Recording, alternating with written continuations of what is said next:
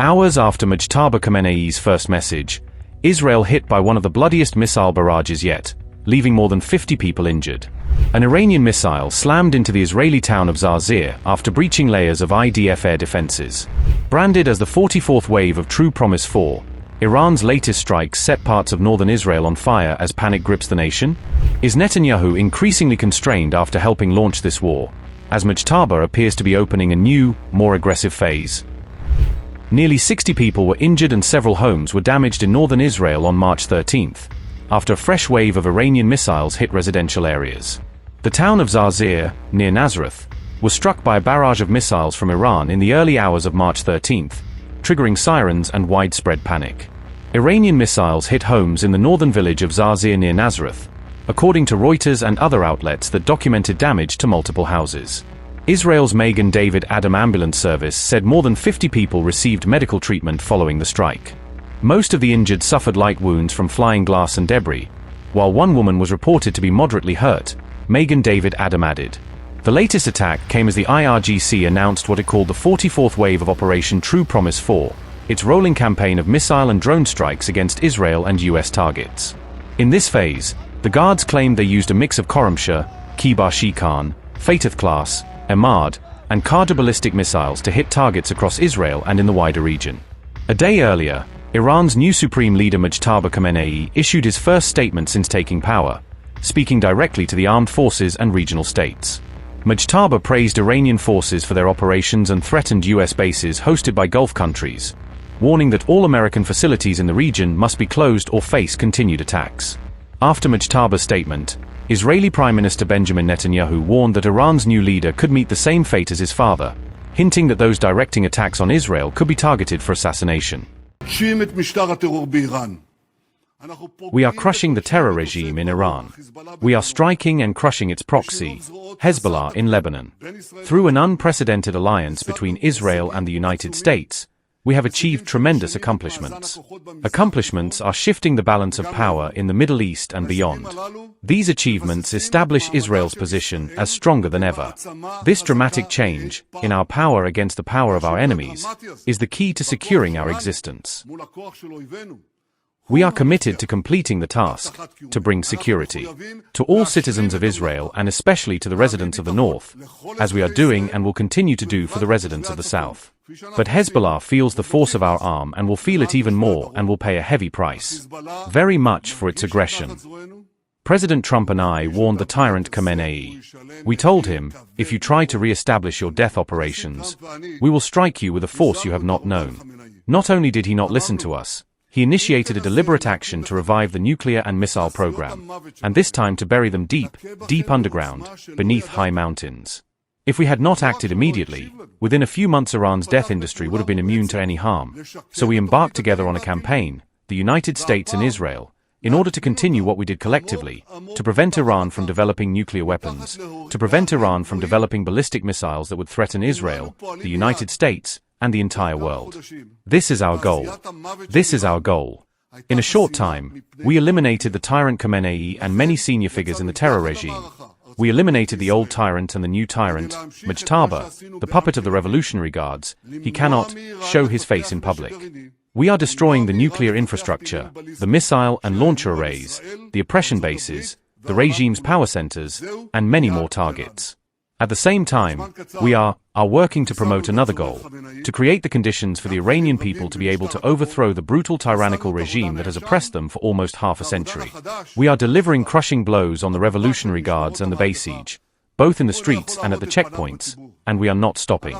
I say to the Iranian people, the moment when you can embark on a new path of freedom, the moment is approaching. We stand by you, we help you, but at the end of the day, it depends on you, it is in your hands. Already now, it is possible to say with certainty this is no longer the same Iran, it is no longer the same Middle East, and it is also not the same Israel. We are not waiting, we are initiating, we are attacking. And we are doing this with a strength that has not been seen before.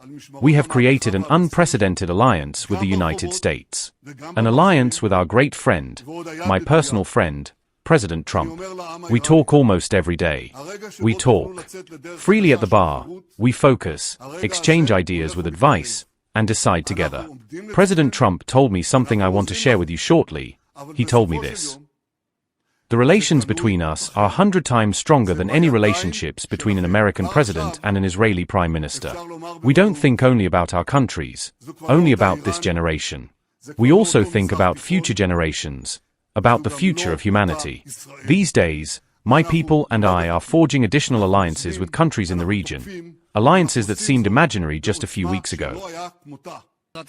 First of all, you said that Khamenei cannot show his face in public, and I ask what will become of him and also of Naim Qassem, who collaborates with him, already managed to accumulate. I wouldn't be offering any life insurance to any of the leaders here. Of the terrorist organizations, this is their terror patron. And I do not intend to provide an exact report here on what we are planning and what we will do. Regarding the nuclear issue, we have damaged nuclear infrastructures, and I also said that we eliminated a scientist. I do not intend to comment on the statements of this or that American president, and I am surprised. You did not ask this question when President Biden said that he requested to intervene in the matter of judicial reform. Presidents in the US are entitled to say what is on their mind. This is their prerogative, I know that. Many people who sit with me in talks with President Trump hear it. It comes from him, because he thinks there is a manhunt here. He is right. He thinks there is truly a political manhunt, a trial that should have never existed at all and certainly should have been closed after all the terrible things about us were discovered, the slaughter.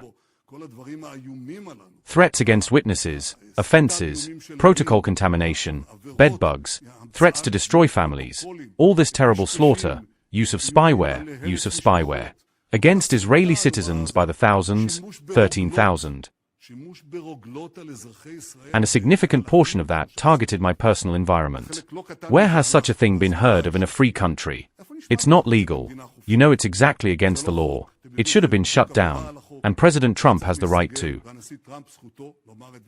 say his piece. I'm not responsible for the words he chooses, and you can certainly ask yourself whether he is speaking from the bottom of his heart. Trump to bring up the issue of the pardon even during the days of war. The answer is yes.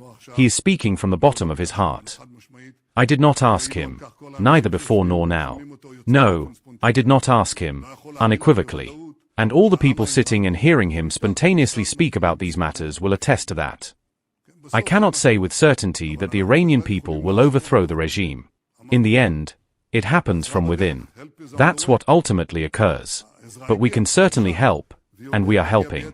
We told them, help is on the way, help is on the way, it has arrived, it's there, and more will come in greater force. What will happen? In the end, I don't want to tell you. I know what we hope for, and I'm sure you hope for it too. We all hope for the result of this regime's downfall. And if it doesn't fall, it will be much weaker. I hope it falls, and then the problem will be solved. I think it will fall, and then the problem will be solved. Regarding Lebanon, I told the government, Lebanon a few days ago, you are simply playing with fire. If you continue to allow Hezbollah to operate, contrary to your commitment to disarm it, you committed. So you take your fate into your own hands. It is time that you do it. Now, if you do not do it, it is clear to you that we will do it. How will we do it? How will we do it?